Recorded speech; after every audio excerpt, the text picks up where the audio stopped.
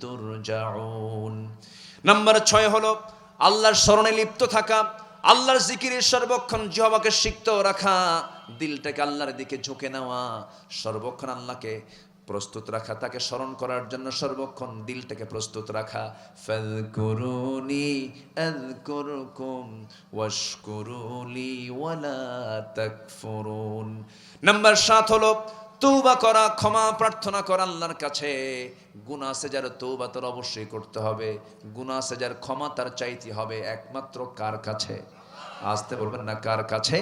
ইয়া আইয়ুহাল্লাযীনা আমানু তুবু ইলাল্লাহি তাওবাতান নাসুহা আসা রাব্বুকুম আন ইউকাফফিরা আনকুম সাইয়্যাতিকুম ওয়া ইউদখিলাকুম জান্নাতিন তাজরি মিন তাহতিহাল আনহার। জোরে বলুন আল্লাহু আকবার। নাম্বার 8 হলো জীবনের প্রত্যেকটা জায়গায় ভরসা করব কার উপরে? তাওয়াক্কুল করব কার উপরে? যত ঘাত প্রতিঘাত আসুক না কেন, যত ক্রাইসিস পিরিয়ড আসুক না কেন, আল্লাহকে এক সেকেন্ডের জন্য ভোলা যাবে না। আল্লাহ বলেছেন ফাইদা আযামতা ফাতাওয়াক্কাল আলাল্লাহ ইন্নাল্লাহা ইউহিব্বুল মুতাওয়াক্কিলিন। নাম্বার 9 হলো পবিত্রতা অর্জন করা। পবিত্রতা অর্জন শুধু দেহের নয়, চিন্তার পবিত্রতা থাকতে হবে, কাজের পবিত্রতা থাকতে হবে। রোজা আছেন, সুদের ব্যাংকে চাকরি করেন, চিন্তার বিষয় আছে না নাই বলেন? আসতে বলবেন না, আছে না নাই? আপনি মদের ফ্যাক্টরিতে আপনি কর্মরত আছেন, অবশ্যই চিন্তার বিষয় আছে। এই জন্য শুধু আপনার নাপাকে দূর করা কি পবিত্রতা বলে না? প্রত্যেকটা কাজের মধ্যে পবিত্রতা আছে না নাই বলেন? আছে। ইন্নাল্লাহা ইউহিব্বুত তাওয়াবিনা ওয়া ইউহিব্বুল মুতাতাহহিরিন। নাম্বার 10 হলো কৃতজ্ঞতা প্রকাশ করা। 1 নাম্বার কৃতজ্ঞতা প্রকাশ করব কার? وَإِذْ تَأَذَّنَ رَبُّكُمْ لَئِنْ شَكَرْتُمْ لَأَزِيدَنَّكُمْ وَلَئِنْ كَفَرْتُمْ إِنَّ عَذَابِي لَشَدِيدٌ। নাম্বার 11 হলো আল্লাহর ভালোবাসায় কান্নাকাটি করা, আল্লাহর কাছেই চোখের পানি সপিয়ে দেওয়া। পৃথিবীর কোনো মানুষ আমার কান্নার মূল্য দেবে না, আমার কান্নার মূল্য 100% দিবেন যিনি, তিনি আমার কে? আল্লাহ ছাড়া কেউ কান্নার মূল্য দেয় ভাই? কেউ দেবে না, কেউ দেবে না। নীরবে নিভৃতে শেষ রাত্রিতে প্রত্যেকটা নরমাল বান্দার জন্য নামাজ হলো 5 ওয়াক্ত। আল্লাহর স্পেশাল যারা বান্দা তাদের জন্য নামাজ হলো 6 ওয়াক্ত। কি হয়, কয় ওয়াক্ত বলেন? 6 ওয়াক্ত। তাহাজ্জুদ থেকে শুরু। কিসের থেকে শুরু বলেন? তাহাজ্জুদ থেকে শুরু। তাহাজ্জুদ পড়বো, ফজরের আযান হয়ে যাবে, তার আগে বেতের নামাজ শেষ হয়ে যাবে। বেতের নামাজ সবার শেষে, তাহাজ্জুদ আগে, এরপরে বেতের নামাজ, এরপরে ফজরের ওয়াক্ত চলে আসবে। ওযু বানায় নামাজের দিকে চলে যাব। তবে হ্যাঁ, শয়তান ওই তাহাজ্জুদের সময় বান্দার কাছে আসে, এসে 3টা গিট মারে। কয়টা গিট মারে বলেন? 3টা গিট মারে। 1 নাম্বার গিট, 2 নাম্বার গিট, 3 নাম্বার গিট মারে। শয়তান করে কি? এই 3টা গিট মেরে চলে যায়। আল্লাহ রাসূল বলেন, আমার রাসূল বলছেন, ও সাহাবীরা, শয়তানের বেঁধে দেওয়া এই 3টা গিট যদি তোমরা ছুটাতে চাও, নাম্বার 1 হলো তুমি কি করবে? আজান শোনার সঙ্গে সঙ্গে যদি বিছানার সঙ্গে তোমার পিঠটা যদি পৃথক করে ফেলতে পারো, বসতে যদি পারো, বিছানা থেকে উঠে বসবে, 1 নাম্বার গিট ছুটে চলে যাবে। 2 নাম্বার গিট ছুটবে তুমি ওযু যখন বানাবে, 2 নাম্বার গিটটা ছুটে চলে যাবে।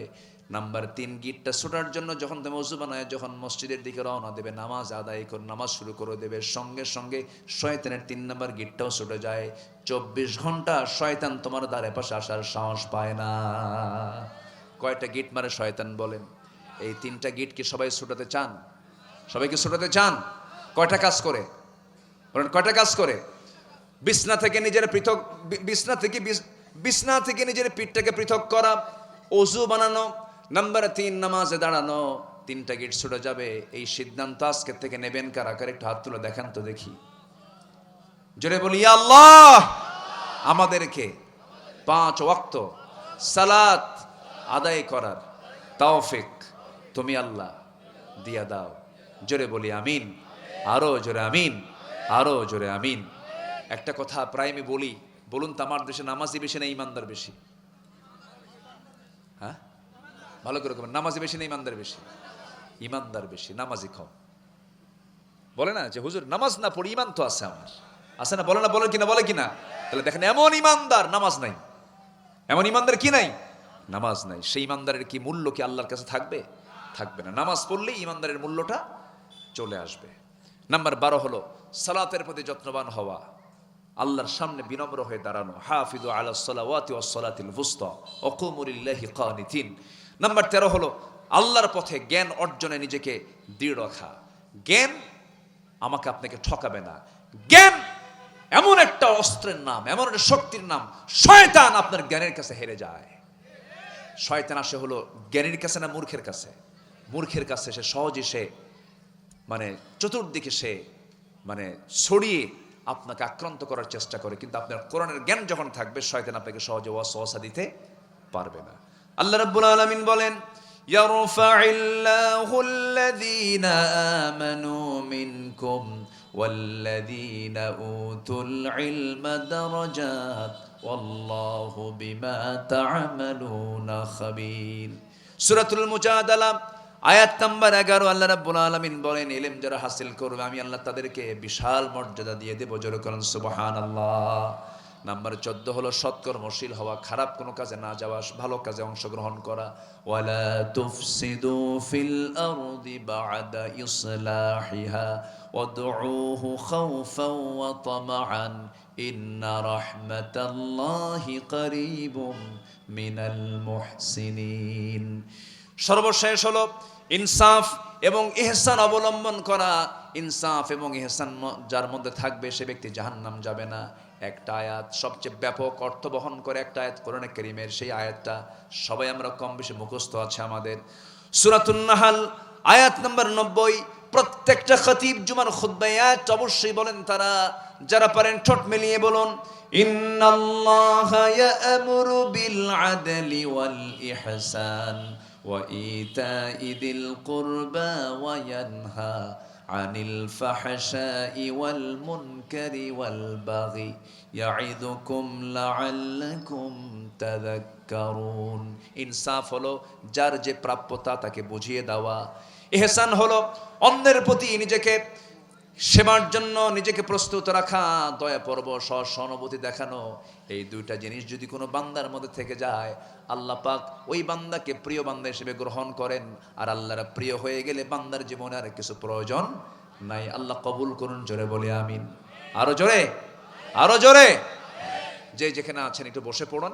আমরা এখন কাঙ্ক্ষিত দোয়ার দিকে যাব। 11:59 বাজে। আমরা শেষের দিকে আস্তে আস্তে চলে যাচ্ছি। আমরা চাইবো কার কাছে বলেন তো?